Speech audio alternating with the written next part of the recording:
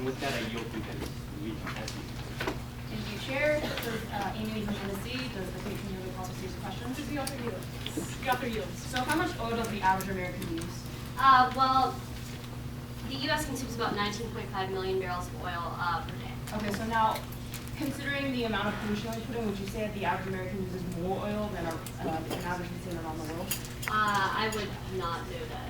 Well, considering the amount of pollution we put out, it's kind of estimated that we do a lot of damage to the environment with the amount of oil that we already consume. Is that correct? Well, increasing the oil supply would decrease the price of oil, correct? Yes. So wouldn't the demand for oil also go up, considering that we already use an excessive amount of oil as it is, as one person today? Yes, but it's important to remember that this is not completely eradicating, our dependence on foreign oil. So the price of oil is not just determined by how much our country produces; it's determined by how much countries all over the world But produce. by saying Thank you. Time for pro-con debate is now elapsed. The author will now have time for her closing statement. 2 minutes. You may begin whenever. Thank you, Madam Chair.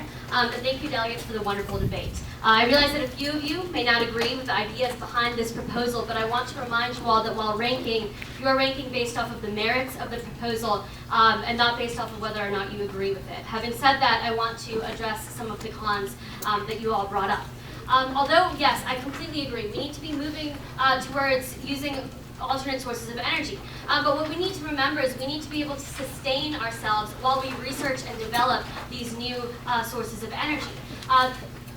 Although it would be great, it's the harsh truth is that our country is not going to be able to run completely off of alternate sources of energy in the near future. And we need to make a gradual transition to alternate sources of energy, and we need to be able to sustain ourselves now while we make that transition.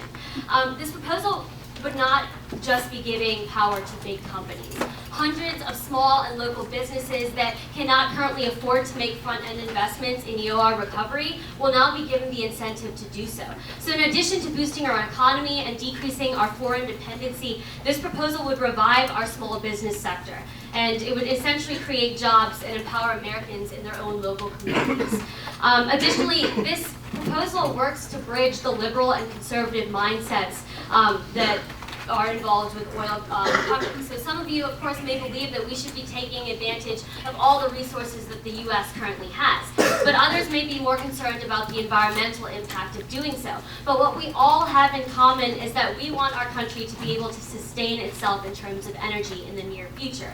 And this proposal works to move our country in that direction in a realistic and an eco-friendly manner. With that, thank you for the wonderful debate, and I yield the remainder of the time to the chair. Thank you very much, Delegate. It is time for ranking. Would all the CLC representatives and chairs please come to the front? We have 2 minutes. We have 2